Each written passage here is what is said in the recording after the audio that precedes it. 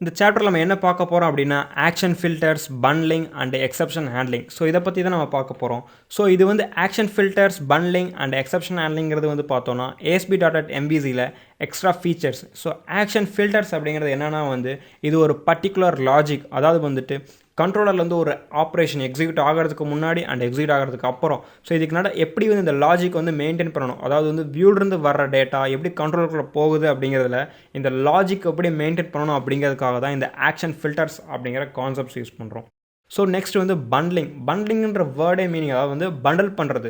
இப்போ வந்து நம்ம சிஎஸ்எஸ் அதாவது வந்து நம்ம நிறையா ஸ்டைல்ஸ் எழுதுகிறோம் இல்லை ஸ்கிரிப்ட்ஸ் எழுதுகிறோம் அப்படின்னா வந்து அது எப்படி பண்டல் பண்ணி வைக்க போகிறோம். அதாவது வந்து இப்போ நம்ம மல்டிபிள் ஸ்டைல் ஷீட்ஸ் இல்லை மல்டிபிள் ஜாவா ஸ்கிரிப்ட்ஸ் எழுதுகிறோம், அதை வந்து பண்டல் பண்ணோம் அப்படின்னா வந்து அதை வந்து கம்ப்ரஸ்டு ஒரு ஃபோல்டரில் வந்து நம்ம உள்ளே போட்டு ஸோ அதை வந்து எப்படி நம்ம ரேசர் கோட்ஸ் யூஸ் பண்ணி அந்த பண்டல்ஸை வந்து நம்ம ஆக்சஸ் பண்ணுறது அப்படிங்கிறத நம்ம பார்க்க போகிறோம். ஸோ நெக்ஸ்ட் வந்து exception handling. So exception handling வந்துட்டு நம்ம கோர் .NETல படித்த மாதிரியே இதுலேயும் எக்ஸப்ஷன் வரும். ஸோ இந்த எக்ஸப்ஷன்ஸ் எல்லாம் எப்படி நம்ம ஹேண்டில் பண்ணுறது அப்படிங்கிறத தான் நம்ம பார்க்க போகிறோம். ஸோ ஃபஸ்ட்டு வந்து action filters. So action filters எங்கே ஒர்க் ஆகுது அப்படிங்கிறது இப்போ நம்ம பார்க்கலாம். ஸோ ஆக்ஷன் ஃபில்டர்ஸில் வந்து different type of action filters இருக்குது. அதாவது வந்து ஆக்ஷன் ஃபில்டர்னு சொல்லலாம், authorization filter, result filter and exception filters. So first வந்து ஆக்ஷன் ஃபில்டரில் வந்து எப்படி டேட்டா வந்து ஆக்ஷன் ஃபில்டர் ஒர்க் ஆகுது அப்படிங்கிறத பார்க்கலாம்.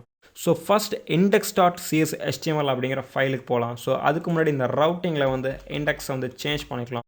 ஸோ ஃபஸ்ட்டு நம்ம ஸ்டாப் பண்ணிவிட்டு இந்த ஆக்ஷனில் வந்துட்டு இண்டெக்ஸ் அப்படிங்கிறத நம்ம சேஞ்ச் பண்ணிக்கலாம். ஸோ இண்டெக்ஸ் சேஞ்ச் பண்ணியாச்சு. ஸோ இப்போ index.cshtml வந்து நம்ம ஒரு பிக்கஸ்ட் மிஸ்டேக் பண்ணியிருக்கோம். என்ன அப்படின்னு பார்த்தா இந்த ஃபார்ம் டேட்டா வந்து கண்ட்ரோலருக்கு போகுது, பட் இதோட ஆக்ஷன் மெத்தட் வந்து நம்ம ஸ்பெசிஃபை பண்ணலை. இந்த மெத்தட் வந்து கெட் மெத்தடா இல்லை போஸ்ட் மெத்தடா அப்படிங்கிறத ஸ்பெசிஃபை பண்ணலை. ஸோ இந்த மெத்தடை ஸ்பெசிஃபை பண்ணணும் அப்படிங்கிறதுக்காக இங்கே ஒரு நம்ம கண்ட்ரோலரில் வந்து ஒரு ஆக்ஷன் ஃபில்டர் நம்ம யூஸ் பண்ணலாம். ஸோ இந்த ஆடுக்கு முன்னாடி வந்துட்டு நம்ம என்ன யூஸ் பண்ணலாம் அப்படின்னா ஸ்கொயர் ப்ராக்கெட்ஸில் வந்து HTTP போஸ்ட் அப்படிங்கிற ஒரு மெத்தட் நம்ம யூஸ் பண்ணுறோம். ஸோ இப்போ வந்து இது என்ன மென்ஷன் பண்ணுது அப்படின்னா இந்த டேட்டா வந்து டேட்டா போஸ்ட் ஆகிருக்கு அப்படிங்கிறத மென்ஷன் பண்ணுது. ஸோ இப்போ நம்ம லாகின் பண்ணோம் அப்படின்னா வந்து இந்த எக்ஸாக்டாக இதோட அவுட்புட்ஸ் எப்படி வருது அப்படிங்கிறத இப்போ நம்ம பார்க்கலாம்.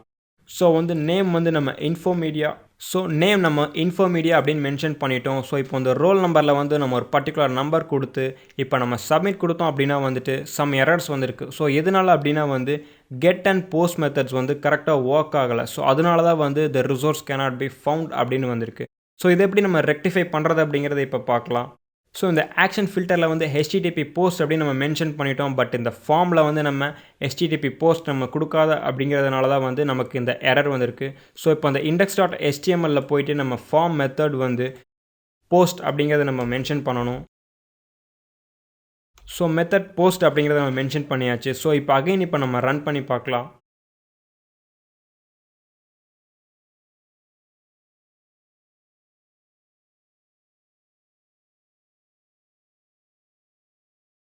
ஸோ இப்போ வந்து நமக்கு எக்ஸாக்டாக டேட்டாஸ் சப்மிட் ஆகிடுச்சு, பட் இதில் மற்ற டேட்டாக்கும் இந்த டேட்டாக்கும் என்ன டிஃப்ரென்ஸ் நம்ம யூஸ் பண்ணியிருக்கோம் அப்படின்னா வந்து ப்ரீவியஸாக நம்ம டேட்டா யூஸ் பண்ணப்போ வந்து நமக்கு அந்த யூஆரில் வந்து டேட்டா டிஸ்பிளே ஆச்சு. ஃபார் எக்ஸாம்பிள் இந்த இடத்துல நம்ம பார்த்தோம் அப்படின்னா name equal to Infomedia and roll number equal to 3 அப்படின்னு யூஆரில் வந்து டேட்டா டிஸ்பிளே ஆச்சு. ஸோ இதுதான் வந்து போஸ்ட் அண்ட் கெட்டுக்கு இருக்கிற மேஜர் அட்வான்டேஜ். அதாவது வந்து போஸ்ட்டில் நம்ம ஒரு டேட்டாவை ஃபீட் பண்ணோம் அப்படின்னா வந்து அது வந்து வியூவர் கண்ணுக்கு வந்து டிஸ்பிளே ஆகாது. அதாவது வந்துட்டு டேட்டா பாஸ் ஆகிற இடம் வந்து நமக்கு தெரியாது. பட் வந்து நம்ம கெட் மெத்தட் யூஸ் பண்ணோம் அப்படின்னா வந்து இந்த யூஆரில் வந்து நம்ம பாஸ் ஆகிறது வந்து ஈஸியாக எல்லாருக்குமே தெரியும். ஸோ இதை வச்சு நம்ம வந்து டேட்டாஸை வந்து ஈஸியாக ஸ்டீல் பண்ண முடியும். ஸோ அதனால தான் வந்து most of the time HTTP post use பண்ணுறாங்க. ஸோ இந்த HTTP போஸ்ட்டை வந்து நம்ம ஈஸியாக கண்ட்ரோலர் வழியாக HTTP போஸ்ட் அப்படிங்கிற ஆக்ஷன் ஃபில்டரை யூஸ் பண்ணி நம்ம இதை வந்து இம்ப்ளிமெண்ட் பண்ண முடியும். ஸோ நெக்ஸ்ட் வந்து பண்ட்லிங் அப்படின்னா என்னங்கிற கான்செப்ட் வந்து எப்படி இம்ப்ளிமெண்ட் பண்ணுறது அப்படிங்கிறத பார்க்கலாம். ஸோ பண்ட்லிங் அப்படிங்கிறது நம்ம முன்னாடியே பார்த்த மாதிரி அதாவது வந்து குரூப் ஆஃப் CSS ஃபைல்ஸ் இல்லைனா group of JavaScript files எல்லாம் வந்து எப்படி இம்போர்ட் பண்ணுறது அப்படிங்கிறது தான் இந்த பண்ட்லிங். ஸோ அந்த பண்ட்லிங்க்கும் வந்து நம்ம ரேசர்ஸில் வந்து சில கோட்ஸ் எல்லாமே இருக்குது. ஸோ இப்போ எப்படி வந்து இந்த பண்ட்லிங்கை நம்ம இம்போர்ட் பண்ணுறது அப்படிங்கிறத பார்க்கலாம். ஸோ அதுக்கு முன்னாடி ப்ரீவியஸாக ரன் ஆகிட்டு இருக்க அப்ளிகேஷன் நம்ம ஸ்டாப் பண்ணணும். தென் வந்து இப்போ கண்டென்ட்டில் போயிட்டு நம்ம வந்து ஆட் கண்டென்ட் கொடுக்குறோம். ஸோ இதில் வந்து நம்ம ஆட் ஃபோல்டர்ஸ் கூட கொடுக்கலாம். ஸோ வந்து நம்ம ஆல்ரெடி க்ரியேட் பண்ணி வச்சுருக்க ஆல்ரெடி நம்ம டவுன்லோட் பண்ணி வச்சுருக்க பூட்ஸ்ட்ராப் அப்படிங்கிற ஒரு ஃப்ரேம் ஒர்க் ஃபைல்ஸை வந்து எப்படி இந்த கண்டென்ட்ங்கிற ஃபோல்டரில் வந்து இம்போர்ட் பண்ணிவிட்டு தென் நெக்ஸ்ட்டு வந்து எப்படி இதை வந்து நம்ம பண்ட்லிங் யூஸ் பண்ணி அதை ஸ்கிரிப்டுக்குள்ளே இம்போர்ட் பண்ணுறோம் அப்படிங்கிறத இப்போ நம்ம பார்க்கலாம். ஸோ இந்த பூட்ஸ்ட்ராப் அப்படிங்கிற ஃபோல்டரை வந்து நம்ம இப்போ கிளிக் அண்ட் ட்ராக் பண்ணி அந்த விஷுவல் ஸ்டுடியோவில் இருக்கிற கண்டென்ட் அப்படிங்கிற ஃபோல்டருக்கு வந்து நம்ம இம்போர்ட் பண்ண போகிறோம்.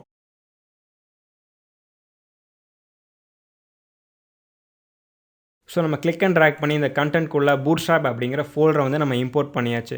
ஸோ இப்போ இந்த பண்ட்லிங் அப்படிங்கிற கான்செப்ட்ஸை யூஸ் பண்ணி எப்படி நம்ம இந்த லேஅவுட்ஸில் வந்து இந்த பூட்ஸ்ட்ராப்குள்ளே இருக்கிற ஃபைல்ஸ் எல்லாத்தையும் நம்ம இம்போர்ட் பண்ணுறோம் அப்படிங்கிறத இப்போ நம்ம பார்க்கலாம். ஸோ பூட்ஸ்ட்ராப்குள்ளே வந்து இன்னொரு பூட்ஸ்ட்ராப், தென் சிஎஸ்எஸ். ஸோ அதுக்குள்ளே வந்து நமக்கு 4 சிஎஸ்எஸ் ஃபைல்ஸ் இருக்குது. ஸோ அது எப்படி நம்ம இம்போர்ட் பண்ணலாம் அப்படிங்கிறத இந்த லேஅவுட் _.css_html அப்படிங்கிற ஃபைலை வந்து நம்ம யூஸ் பண்ணலாம். ஸோ வந்து @styles .render அப்படின்னு கொடுத்து, ஸோ இதுக்குள்ளே வந்து இந்த ஸ்டைல்ஸ் பார்த்து நம்ம கொடுக்கலாம். So /content /bootstrap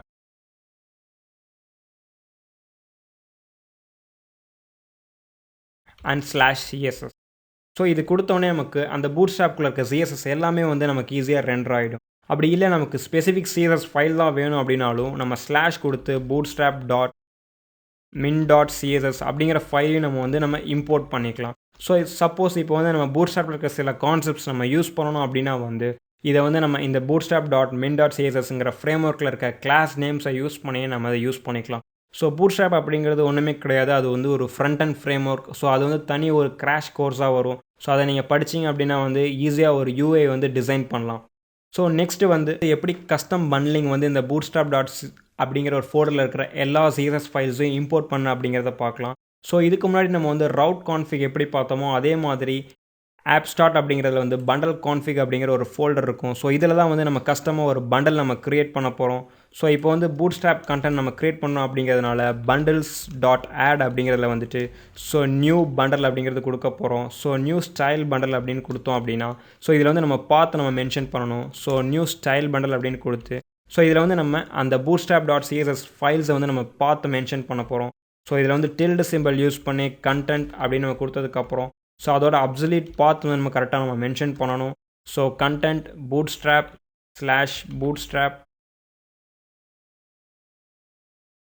again /css அப்படிங்கிறத மென்ஷன் பண்ணிட்டோம். ஸோ நெக்ஸ்ட்டு வந்துட்டு எப்படி இதோட சிஎஸ்எஸ் வந்து இன்க்ளூட் பண்ணுறது அப்படிங்கிறத பார்க்கலாம். ஸோ இதில் வந்து டிஃபால்ட் சிஎஸ்எஸ் வந்துட்டு bootstrap.css அப்படின்னு இருக்கும். ஸோ bootstrap.css மென்ஷன் பண்ணதுக்கப்புறம் வந்து இப்போ வந்து இன்க்ளூட் அப்படிங்கிற ஒரு மெத்தட் நம்ம யூஸ் பண்ணி இது எப்படி நம்ம அதர் ஸ்டைல்ஸ் எல்லாமே நம்ம இம்போர்ட் பண்ணுறோம் அப்படிங்கிறத இப்போ நம்ம பார்க்கலாம். ஸோ இன்க்ளூட் அப்படிங்கிறது கொடுத்தாச்சு. ஸோ இன்க்ளூட்குள்ளே வந்து நம்ம டபுள் குவாட்ஸ்க்குள்ளே என்னென்ன சிஎஸ்எஸ் நமக்கு வேணுமோ அதை வந்து நம்ம இம்போர்ட் பண்ணிக்கலாம். ஃபார் எக்ஸாம்பிள் இப்போ வந்து bootstrap.min.css அப்படிங்கிற இன்னொரு ஃபைலை நம்ம இம்போர்ட் பண்ணணும் அப்படின்னா வந்து ஸோ டபுள் குவாட்ஸ்க்குள்ள நம்ம என்ன பண்ணலாம் அப்படின்னா அகைன் tilde சிம்பிள் யூஸ் பண்ணி சேம் அந்த அப்சல்யூட் பாத் அப்படியே காப்பி பண்ணி ஸோ நெக்ஸ்ட்டு வந்து நம்ம bootstrap.min.css அப்படிங்கிற ஃபைலை நம்ம வந்து ஈஸியாக இம்போர்ட் பண்ணலாம்.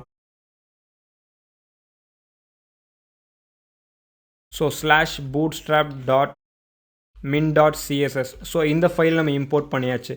ஸோ இதுதான் வந்து கஸ்டம் பண்டலிங். அதாவது வந்துட்டு எனக்கு வந்து ஒரு சிஎஸ்எஸ் ஃபைல் தான் வேணும். அதாவது வந்து ஒரே ஒரு சிஎஸ் ஃபைல் தான் நம்ம இன்க்ளூட் பண்ணுவோம். பட் பண்ட்லிங் மூலமாக மற்ற சிஎஸ்எஸ் ஃபைல்ஸையும் நம்ம இம்போர்ட் பண்ணணும் அப்படின்னா வந்துட்டு ஸோ இந்த மாதிரி பண்ட்லிங் கஸ்டம் பண்ட்லிங் கான்செப்ட்ஸ் தான் நம்ம யூஸ் பண்ணுவோம். ஸோ இந்த சாப்டரில் வந்து நம்ம பண்ட்லிங் அண்டு வந்து ஆக்ஷன் ஃபில்டர்ஸ் இதை பற்றி பார்த்தோம். ஸோ நெக்ஸ்ட்டு வந்து எப்படி இதில் வந்து எக்ஸப்ஷன் ஹேண்டில் பண்ணுறது அப்படிங்கிறத நம்ம பார்க்க போகிறோம். ஸோ கஸ்டம் எக்ஸப்ஷன்ஸ் வந்து எப்படி நம்ம க்ரியேட் பண்ணலாம். ஸோ அகைன் வந்து நம்ம கோர் C# எப்படி பார்த்தோமோ அதே மாதிரி வந்து try block and catch blocks எப்படி ஒர்க் பண்ணுறது அப்படிங்கிறது இப்போ நம்ம பார்க்கலாம். இந்த எக்ஸப்ஷன் ஹேண்டிங்கில் எப்படி வந்து நம்ம கஸ்டம் பேஜ் சப்போஸ் எரரான தப்பான பேஜுக்கு வந்து ரீடைரக்ட் ஆகிறப்போ வந்து எப்படி நமக்கு எரர் வந்து டிஸ்பிளே ஆகணும் அப்படிங்கிறது தான் வந்து இந்த கஸ்டம் எக்ஸப்ஷன் ஹேண்ட்லிங்கில் பார்க்க போகிறோம். ஸோ வந்து இந்த எக்ஸப்ஷன் ஹேண்ட்லிங் வந்து ஒர்க் பண்ணுறதுக்கு முன்னாடி நம்ம வந்து ஃபஸ்ட் என்ன பண்ணணும் அப்படின்னா வந்து வெப் கான்ஃபிக் அப்படிங்கிற ஃபைலில் வந்துட்டு அந்த எரர்ஸை வந்து ஆன் பண்ணி வைக்கணும். ஸோ எப்படி ஆன் பண்ணி வைக்கிறது அப்படின்னா வந்துட்டு கான்ஃபிகரேஷனில் சிஸ்டம் வெப் அப்படிங்கிற ஒரு ஃபோல்டர், அதாவது வந்து சிஸ்டம் வெப் அப்படிங்கிற ஒரு டேக்கில் வந்துட்டு நம்ம என்ன பண்ணுவோம் அப்படின்னா வந்துட்டு அந்த கஸ்டம் எரரை வந்து ஆன் பண்ணி வைக்கணும். ஸோ சிஸ்டம் வெப்பில் வந்து நம்ம என்ன பண்ணலாம் அப்படின்னா வந்துட்டு ஸோ இந்த இடத்துல வந்து கஸ்டம் எரருக்காக என்ன பண்ணணும், கஸ்டம் எரர்ஸ் அப்படிங்கிற ஒரு டேக் யூஸ் பண்ணி மோட் அப்படின்னு கொடுத்து நம்ம ஆன் அப்படின்னு கொடுக்கணும். ஸோ மோட் ஆன் அப்படின்னு கொடுத்தோம்னா ஸோ அந்த கஸ்டம் எரர்ஸ் வந்து நமக்கு ஆன் ஆகிடும். ஸோ அகைன் ஆன் ஆனதுக்கப்புறம் இதுக்குள்ளே வந்து கஸ்டம் எரர்ஸ் வந்து நம்ம பார்த்து மென்ஷன் பண்ணணும். அதாவது வந்து கஸ்டம் ஸ்டேட்டஸ் கோட் நம்ம மென்ஷன் பண்ணணும். ஸோ எரர் சப்போஸ் வந்து ஸ்டேட்டஸ் கோட் வந்து 404, அதாவது இந்த ரிசோர்ஸ் வந்து இல்லை அப்படின்னா 404 எரர் வரும். ஸோ அப்போ வந்து நம்ம என்ன பேஜுக்கு ரீடைரக்ட் பண்ணணும் அப்படிங்கிறது முதற்கொண்டு நம்ம இதில் மென்ஷன் பண்ணிடணும். ஃபார் எக்ஸாம்பிள் இப்போ வந்து error.cshtml அப்படிங்கிற ஃபைலுக்கு நம்ம மென்ஷன் பண்ணிட்டோம் அப்படின்னா வந்து சப்போஸ் இந்த ப்ரோக்ராமை நான் ரன் பண்ணதுக்கப்புறம் வந்து நம்ம தப்பான வெப்பேஜுக்கு போயிட்டோம் அப்படின்னா error.cshtml அப்படிங்கிற ஃபைலுக்கு வந்துட்டு இது ரன் ஆகும். ஃபார் எக்ஸாம்பிள் இப்போ நம்ம தப்பான URL அடிக்கிறோம். ஸோ ரீடைரக்டாக வந்து error.cshtml அப்படிங்கிற பாத்துக்கு வந்து இது டிஸ்பிளே ஆகிடுச்சு. சப்போஸ் நம்ம கஸ்டம் எரர் நம்ம ஆன் பண்ணலை அப்படின்னா வந்துட்டு நமக்கு இந்த மாதிரி எரர்ஸ் வந்து அக்கர் ஆகாது. சப்போஸ் அந்த எரர் அக்கர் ஆனாலும் நமக்கு எதனால் அக்கர் ஆச்சு அப்படிங்கிறத வந்து நம்ம டிஸ்பிளே பண்ணாது. ஸோ அதனால தான் வந்து இந்த ரீடைரக்டை வந்து நம்ம மோஸ்ட்லி யூஸ் பண்ணுறோம். இதில் வந்து நம்ம எப்படி ட்ரை கேட்ச் அப்படிங்கிற பிளாக்ஸ் நம்ம யூஸ் பண்ணலாம் அப்படின்னா சப்போஸ் நம்ம அந்த index.cshtml தான் வந்து நம்ம ஃபார்ம் டேட்டா ஃபீட் பண்ணுறோம்.